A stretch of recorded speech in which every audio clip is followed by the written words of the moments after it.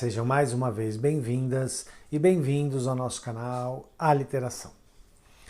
Bom, gente, no último domingo, logo após a confirmação do resultado da eleição presidencial, que deu a vitória ao presidente Lula, eu resolvi gravar um vídeo aqui para o canal. Quer dizer, logo depois não, né? Na verdade, teve a confirmação do resultado, a gente se emocionou, a gente celebrou, meu filho ligou para mim chorando, eu chorando, enfim, a gente emocionado. Minha companheira aqui, eu abracei ela chorando também, emocionada. Ela estava efusiva, a gente comeu bolo, comemorou, enfim. Uma celebração, né, pela vitória, pela importância da vitória. Mas logo em seguida eu resolvi fazer um vídeo. E eu estava muito tomado pela emoção da vitória, né? E aí nesse vídeo eu acabei falando de tudo que essa vitória representava na minha vida pessoal, por conta da minha história de vida, enfim. Só que eu acabei não colocando esse vídeo no ar porque o vídeo não ficou bom. Tecnicamente falando, tá? Deu um problema na câmera, aí eu tive que gravar um outro vídeo por cima dele, aí na hora de editar não ficou muito bom, enfim. Não ficou bom, né? E acabou sendo melhor eu não ter colocado esse vídeo no ar, porque passados esses 2 dias eu acho que eu consigo falar da vitória do presidente Lula na eleição de uma maneira menos personalista, porque no domingo realmente eu estava muito tomado pela emoção da importância pessoal que essa eleição do presidente Lula tem para mim. E para quem não conhece a minha história de vida, né, e isso é uma coisa que só quem convive comigo conhece, porque eu nunca falei disso publicamente aqui no canal, há 20 anos, quando o presidente Lula foi eleito pela primeira vez, em 2002, minha mãe, que era uma petista fervorosa, né, uma militante aguerrida, que trabalhou muito pela eleição do presidente Lula, em todas as eleições que ele concorreu até 2002, ela sonhava com o presidente Lula eleito, e ela viu a eleição do presidente Lula em 2002, só que ela morreu no final do ano. Então ela não viu a posse do presidente Lula, ela não viu o governo do presidente Lula, enfim, né? Então, ver o presidente Lula depois de tudo que aconteceu de 2016 para cá, dessa tragédia que foi o governo Bolsonaro, que já começou com a questão do governo Temer, enfim, né? Do impeachment da presidenta Dilma, essas coisas todas. 20 anos depois, exatamente 20 anos depois da morte, né, do falecimento da minha mãe, ver o presidente Lula voltar a ser eleito, né, ver ele voltar a ser presidente desse país tem uma força muito grande para mim pessoalmente. Mas como eu disse, foi muito bom ter passado esses 2 dias, porque eu consigo agora fazer uma análise e celebrar essa vitória do presidente Lula de maneira menos personalista, né? O conteúdo do vídeo estava muito carregado de emoção, eu chorei quase que o vídeo inteiro, mas estava meio personalista. Então agora eu consigo fazer uma coisa menos personalista e mais condizente com o conteúdo do canal, porque eu quero falar de alguns aspectos relacionados à análise de símbolos, enfim, né? E eu acho que tem mais a ver com o que a gente faz aqui no canal, tá? Então eu quero celebrar a vitória do presidente Lula, obviamente que esses 2 dias não apagaram a emoção que eu senti, que eu sinto com essa vitória do presidente Lula, né? Mas eu quero chamar a atenção para 2 aspectos dessa eleição. Primeiro, a eleição em si, a vitória em si. E segundo, para o que está acontecendo no país nesses 2 dias, porque fazem 2 dias que o presidente Lula foi eleito. E o que está acontecendo nesse país durante esses 2 dias? Eu quero chamar a atenção, eu quero analisar esses 2 aspectos. Bom, com relação ao primeiro aspecto, a eleição em si, o presidente Lula foi eleito com 50,9% dos votos válidos, contra 49,1% do ainda presidente, apesar de ser um presidente de aparência, de fachada, né? Porque na verdade presidente de verdade ele nunca foi. Durante os 4 anos ele nunca foi um presidente. E nesses 3 meses de campanha eleitoral ele foi menos ainda, né? Ele ficava 24 horas por dia em campanha. Mas enfim, não estou aqui para falar dele. Porque para mim ele já é um ex-presidente, apesar de ainda ser presidente até dia 31 de dezembro. Mas enfim, foi uma vitória apertada, uma diferença de pouco mais de 2 milhões de votos, né? Porém, apesar de ter sido uma vitória apertada numericamente, né, a menor diferença de toda a história do Brasil de votos, se a gente for analisar o contexto da eleição e o contexto dessa vitória do presidente Lula, talvez a gente mude o tamanho da vitória, né? A gente mude de uma vitória apertada para o real conceito que essa vitória tem e para a real dimensão que essa vitória tem. E por que eu estou falando isso? Se a gente pensar que o presidente Lula enfrentou o uso assintoso da máquina pelo Bolsonaro, mas assintoso, né? Vergonhoso, o uso da máquina pública, como nunca aconteceu na história do Brasil, né? Então, ele conseguiu aprovar leis graças à compra do Centrão, né, pelo orçamento secreto, pelo Bolsolão, né, bilhões e bilhões de reais na mão de deputados e senadores da base do governo, que são gastos, não se sabe como, não se sabe onde, não se sabe por quem, né, essa coisa abjeta que é o orçamento secreto, e que fez com que o Congresso aprovasse leis completamente absurdas e inconstitucionais, que permitiram estado de emergência, o Auxílio Brasil de R$600 até dia 31 de dezembro, e não sei o que, e tal, enfim. Então, o uso da máquina, fora o uso das estruturas do Estado, né? Quer dizer, o Bolsonaro usar a estrutura da presidência da República para se deslocar pelo Brasil para fazer campanha, fazer live no Alvorada, que até ele foi proibido pelo TSE e começou a fazer aquelas idiotices daquelas lives de fundo de parede branca, enfim, né? O uso dos recursos do Estado, né? Dos recursos, a gente não pode esquecer do 7 de setembro e tudo mais, então assim, toda a estrutura da máquina do Estado trabalhou para que o Bolsonaro fosse reeleito, porque ele usou a estrutura do Estado para tentar se reeleger. Fora o uso descarado e abjeto e indecente da máquina pública, a gente teve os casos de assédio eleitoral, né? Patrão demitindo o funcionário porque votava no Lula, patrão prometendo dinheiro para funcionário que votasse no Bolsonaro, enfim. Os casos escancarados e inúmeros que nós vimos de assédio eleitoral, de compra de votos, né? Eu vi hoje, não sei quando passou, mas eu vi hoje a reportagem do Caco Barcelos lá no Profissão Repórter, né? Onde ele chega numa cidadezinha, não sei, não lembro se é no Mato Grosso do Sul, no Mato Grosso, enfim, em que ele chega num pavilhão de uma cidade e ele flagra um evento de compra de votos pela prefeitura daquela cidadezinha, né, a favor do Bolsonaro, enfim.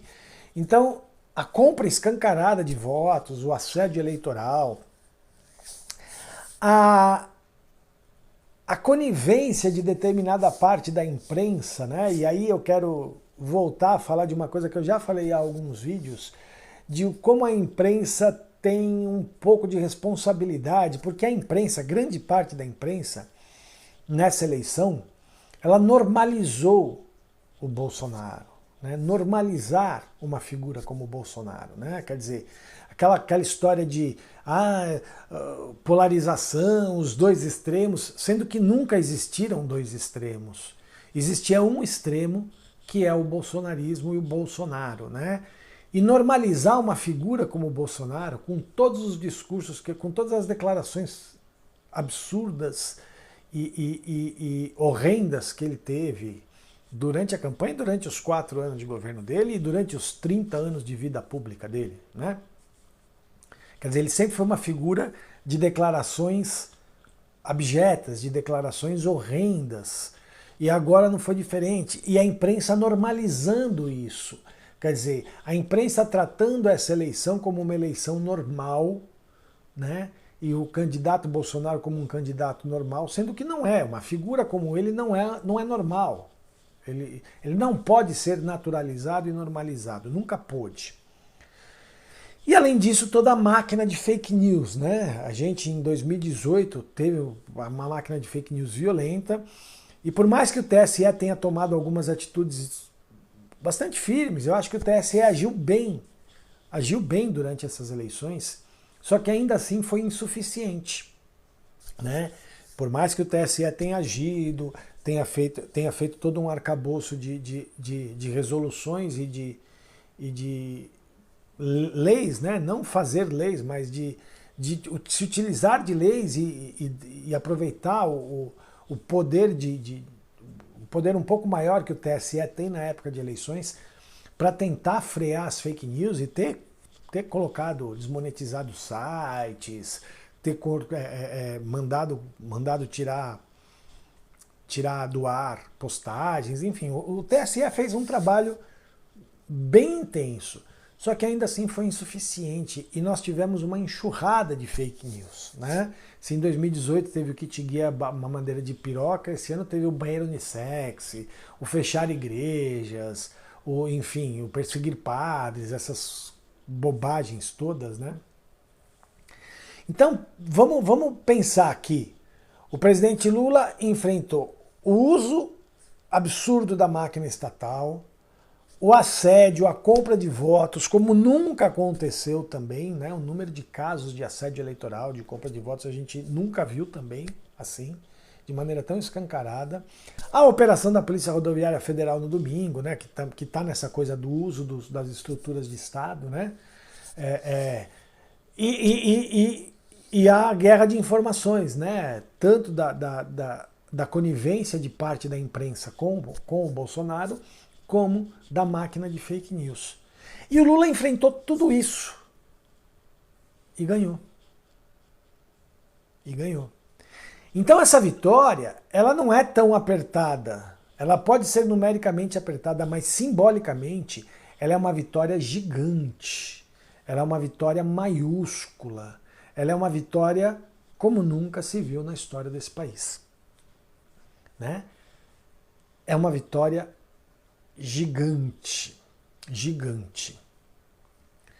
E por ser uma vitória tão gigante, ainda analisando esse primeiro aspecto da própria vitória, a gente pensa, mas pô, conseguiu vencer porque foi uma frente ampla e democrática e tal, aquela coisa toda, né? Porque ele acenou ao centro, teve apoio, Simone Tebet e tal.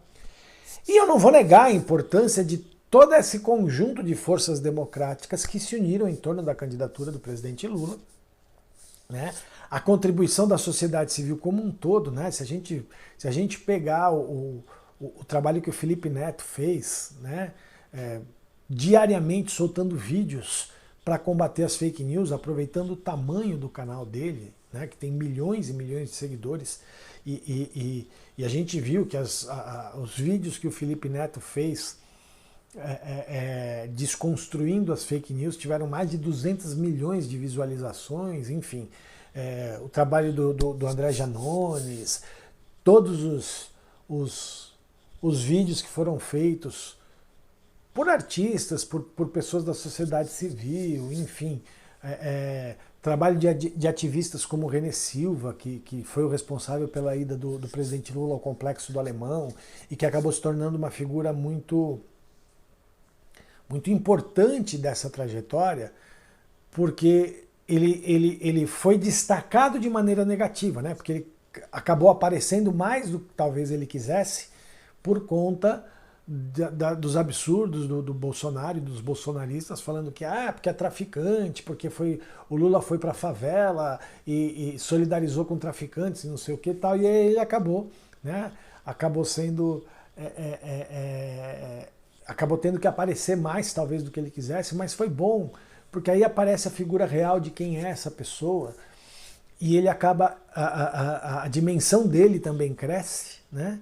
E ele acaba tendo essa importância, que deveria ter, e é justo que tenha, e é legítimo que tenha, porque né, pelo que eu fiquei sabendo, porque eu não conhecia antes, mas é uma figura importante da comunidade, né, uma liderança importante da comunidade, e que foi o grande responsável pela ida do presidente Lula ao Complexo do Alemão, e que foi talvez um dos atos de campanha mais bonitos que a gente viu, né?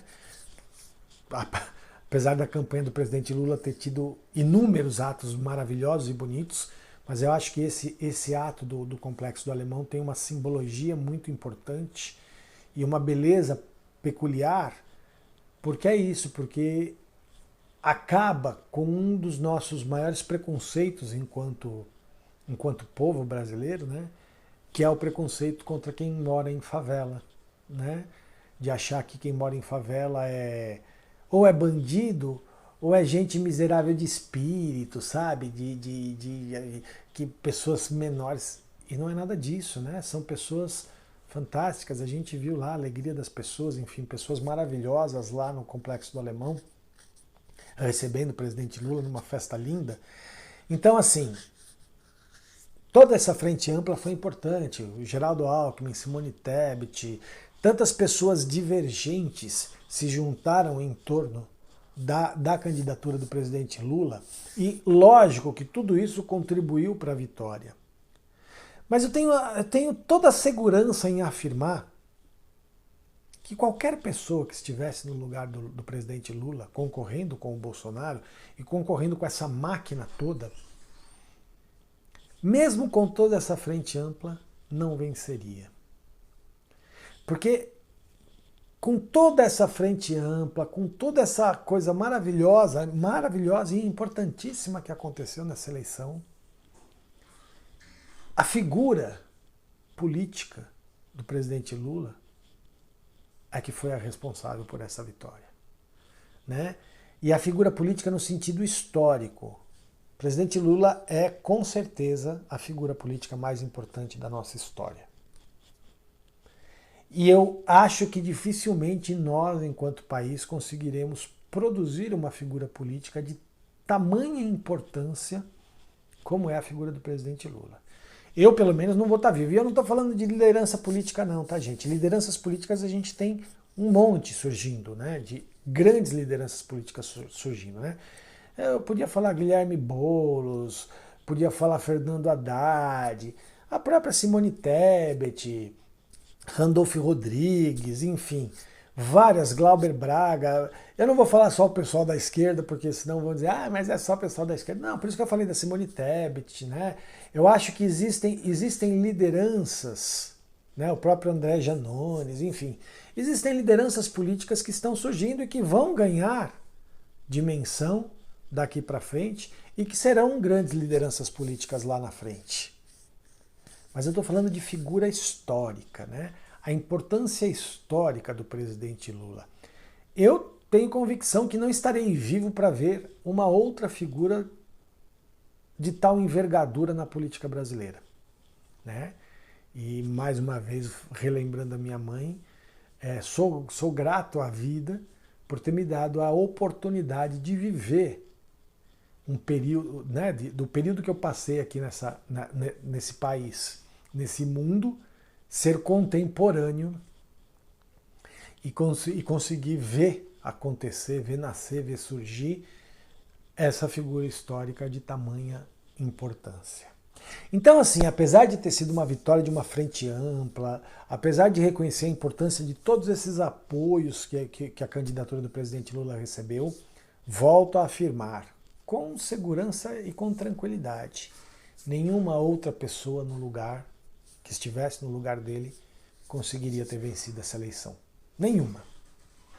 Então, para além de toda essa questão da frente ampla, quem venceu essa eleição foi a figura política de Luiz Inácio Lula da Silva. Então esse é o primeiro aspecto. O segundo aspecto que eu quero chamar a atenção, né,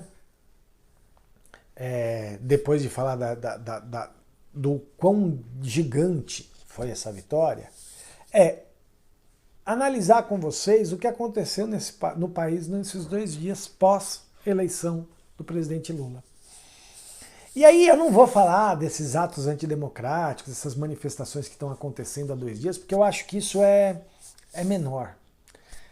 E é menor, não é menor do ponto de vista de, ai, nossa, não tem gravidade. Não, é grave. Existem partes do país que estão correndo o risco de ficar de desabastecimento. A gente tem casos de violência. A gente tem a conivência escancarada da Polícia Rodoviária Federal e de alguns membros de algumas polícias militares dos estados. Enfim, né? A gente sabe que o superintendente da Polícia Federal, o superintendente não, o diretor-geral da Polícia Rodoviária Federal já devia estar sendo processado, já devia estar preso, enfim. Mas não. Então, assim, eu não estou tirando a gravidade do que está acontecendo. Mas politicamente esses atos são muito menores do que eles querem que a gente acredite. Tá? Por quê? Porque não são atos espontâneos. Não são atos espontâneos, não são atos naturais, são atos fabricados. A gente sabe que está tendo financiamento desses atos. E as pessoas que estão financiando esses atos logo vão cansar porque vão começar a ter prejuízo, né? Porque eles vão começar a causar prejuízo. Então, eu acho que ele vai ter uma dimensão política, ele tem uma dimensão política muito menor. Esses atos eles têm uma dimensão política muito menor. Então, não vou falar deles. Eu quero falar, primeiro assim, o país mudou de ares, né? O país mudou de ares. Se você pensar que em 2 dias nós já tivemos a promessa da Noruega de retomar os investimentos no fundo da Amazônia, a promessa da Alemanha de retomar os investimentos no fundo da Amazônia, o convite do presidente do Egito para que o presidente Lula participe da COP27 lá no Egito, em novembro agora. Então ele vai, como chefe de Estado, ele vai na condição, né, com o status de chefe de Estado, apesar de ainda não ser o presidente em exercício do Brasil, né? Mas ele foi convidado como chefe de Estado, como figura importante, porque já se reconhece que o Brasil vai retomar o protagonismo das questões ambientais no mundo, né? A própria inclinação, vamos dizer assim, de determinadas lideranças para que o presidente Lula participe da cúpula do G20, da cúpula do G20 da ONU, que também vai ser agora em dezembro, se eu não me engano, quer dizer, antes de ele assumir como chefe de Estado, mas já participar da cúpula do G20. Enfim, já está se aventando a hipótese de lá em janeiro, mas aí já vai ser em janeiro, ele já vai ter assumido, né? Mas já está se falando em Davos, né, do Fórum Econômico de Davos, para que o presidente Lula vá ao Fórum Econômico de Davos apresentar o seu programa econômico, enfim, essas coisas todas. Então, o reconhecimento imediato, né, de inúmeras autoridades mundiais ao presidente Lula, enfim, e todos os convites que ele já recebeu para daqui até janeiro, quando ele vai assumir, convites que ele recebeu para ter encontros com outros chefes de Estado, né? Lembrando que é isso. Até dia 31 de dezembro, o presidente do Brasil, pelo menos na aparência, ainda é o Jair Bolsonaro. Mas que, se já não fazia nada, agora menos importância ainda, né? Tem. Então o mundo não está mais ligando para o Jair Bolsonaro, né? O Jair Bolsonaro conseguiu a façanha de nos deixar isolados do mundo e agora o mundo isolou o Jair Bolsonaro e está tentando, né? E está retomando contatos com o Brasil através do presidente Lula. Em 2 dias, tá, gente? Em 2 dias, né? Saiu a notícia que, claro, precisa ser confirmada ainda, tá? Mas que pela primeira vez uma autoridade americana de alto nível virá a posse de um presidente brasileiro, que é a vice-presidente Kamala Harris, né? Quer dizer, estão dizendo aí que é a vice-presidente Kamala Harris que virá à cerimônia de posse do presidente Lula, sendo que sempre era o secretário-geral, enfim, era alguém de importância, claro, na política americana, mas não de simbolicamente uma importância tão grande. Então, isso é uma coisa que a gente está vendo aí acontecer, né? 2 dias. 2 dias. E aí, por que que isso está acontecendo, gente? E aí eu quero analisar uma coisa com vocês que eu acho que respondem um pouco a essa pergunta. Se a gente pegar o discurso de vitória do presidente Lula, a gente vê que ele fez um discurso de, sei lá, aproximadamente 15 minutos, mais ou menos, né? E nesse discurso, ele falou tudo que a gente queria ouvir como país. Ele falou de união, ele falou de botar o país de volta nos trilhos, ele fez questão de dizer que ele era o presidente de 215 milhões de brasileiros, ele fez questão de acentuar que ele vai governar para quem votou nele, para quem não votou nele, ou seja, que ele vai pensar no bem-estar do Brasil como um todo. Mas ele falou mais do que isso, né? Ele falou da importância das mulheres, ele falou da importância das pessoas negras, dos indígenas, ele falou do quanto a gente precisa acabar com a fome, voltar a fazer o Brasil crescer, as pessoas terem emprego, enfim. Ele conseguiu resumir num discurso de 15 minutos tudo o que era importante para o Brasil e para o mundo ouvirem em relação ao país, em relação ao país que se pretende construir. E ele estava ao lado de várias pessoas importantes, né? Simone Tebet, Marina Silva, Elisiane Gama, a primeira-dama, né, a Janja, André Janones, Randolfo Rodrigues, Fabiano Contarato, o vice-presidente Geraldo Alckmin, enfim, inúmeras pessoas, né, a deputada Benedita da Silva, Guilherme Boulos, enfim, inúmeras pessoas no seu entorno, uma diversidade de pessoas, de figuras políticas importantes, ali, naqueles 15 minutos em que ele falou tudo o que nós precisávamos ouvir enquanto brasileiras e brasileiros e que o mundo precisava ouvir em relação ao Brasil. E aí eu vou comparar com o pronunciamento do Bolsonaro agora, né, que ele fez depois de mais de 40 horas passadas da eleição. Ele tinha sumido, ele tinha desaparecido, ele tinha ficado recolhido lá no Palácio do Planalto, no Palácio da Alvorada, seja lá onde for. E ele vai e faz um pronunciamento de 2 minutos. 2 minutos. O Brasil, com todas essas manifestações ocorrendo nas estradas, o mundo inteiro voltando os olhos para o Brasil e o presidente da República sumido, né? Como um avestruz com a cabeça no buraco. E aí ele anuncia que ele vai fazer, então, o pronunciamento dele.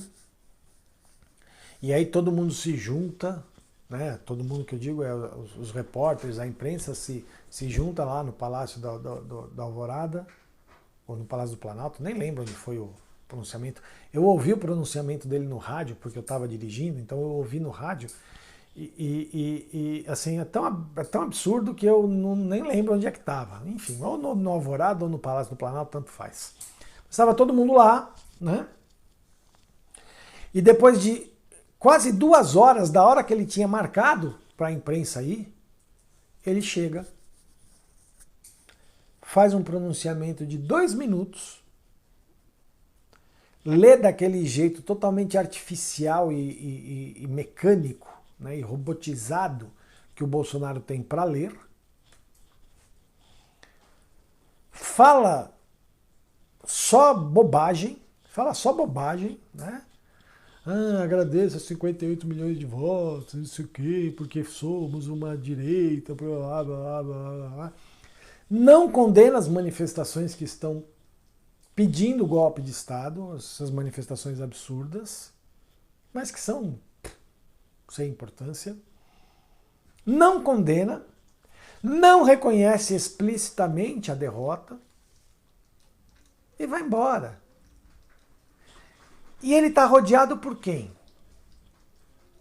o general Braga Neto, o filho dele, Eduardo Bolsonaro, o deputado Hélio lá, eu nem lembro, Hélio Lopes, uma figura que eu nem sei quem é, que ficou fazendo umas caretas lá, uns negócios assim, que eu nem sei quem é aquela figura. Parece um bufão, né? Com respeito aos bufões. Enfim, aqueles mesmos homens de sempre, né? Aqueles representantes dos cidadãos de bem, né? E um discurso minúsculo, né? Um pronunciamento vazio. E aí eu brinquei e falei, até que o pronunciamento foi demais, 2 minutos foi muito tempo para a inteligência dele.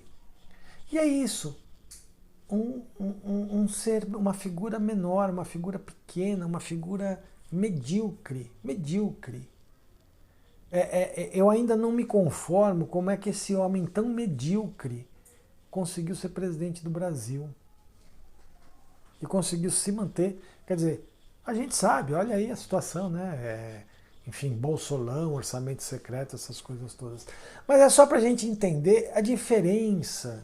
A diferença. Veja, se o presidente Lula vai ser um bom presidente, eu tenho convicção que sim. Mas não tenho bola de cristal. Mas vou dizer a vocês, a gente se livrou dessa mediocridade que virou o Brasil e que virou o debate social, tudo ficou medíocre, né? O debate social ficou medíocre, o Brasil ficou medíocre no cenário internacional, porque a gente tinha à frente do governo uma figura medíocre, como foi e como é ainda Jair Bolsonaro. E que ainda bem que dia 31 de dezembro vai embora, porque alugou mansão, porque vai ser liderança da oposição, eu estou um pouco me lixando. Ele é tão medíocre que eu tenho convicção de que ele não vai conseguir fazer absolutamente nada, mesmo que ele não seja preso, porque eu ainda quero acreditar que as leis vão ser cumpridas nesse país e ele vai ser processado e preso, porque ele cometeu inúmeros crimes. Mas mesmo que ele não seja preso, ele é uma figura medíocre, ele não vai ter nada, ele sabe? Por quê? Porque a gente vai ver nesses próximos 4 anos a diferença de país que nós vamos ter. Então eu queria chamar a atenção para esses 2 aspectos e dizer que, de novo, né, apesar de eu não ter feito o vídeo emotivo que eu fiz, de eu não ter chorado como eu chorei no vídeo que eu deixei de postar aqui no canal, eu quero celebrar a vitória do presidente Lula e quero encerrar esse vídeo. Mas antes de encerrar, eu quero dizer assim, gente, compartilhem o vídeo, curtam, comentem, se inscrevam no canal se não se inscreveram, se já se inscreveram, convidem as pessoas para se inscreverem no canal. A gente precisa aumentar o nosso número de inscritos, tá? A gente tem aí algumas metas de números de inscritos, que são metas modestas e tal, mas a gente quer ir crescendo aos poucos, de maneira orgânica, de maneira honesta, e crescendo aos poucos, então ajuda aí a gente, né? Bota isso aí em tudo quanto é lugar que vocês conhecem, para que as pessoas vejam e se inscrevam, né? E convidem as pessoas a se inscreverem. Compartilhem, comentem, curtam, visitem o blog, visitem nossas redes sociais, Instagram, Facebook, Twitter, enfim. E eu quero encerrar esse vídeo fazendo o gesto que ficou marcado, né, nessa campanha e que eu acho que é uma marca que talvez fique para o país e que eu acho que é uma marca muito mais bonita do que as armas, do que o discurso de ódio e do que aquela cara sempre fechada, sempre medonha do Bolsonaro. Então eu quero primeiro, com um largo sorriso, dar parabéns ao presidente Lula e fazer um gesto que eu acho que é o gesto que marca essa eleição e que marca esse novo país que nós vamos ter a partir de 1º de janeiro de 2023. Parabéns, presidente Lula. Parabéns, Brasil, por ter conquistado isso. Valeu, gente. Até o próximo vídeo. Tchau, tchau.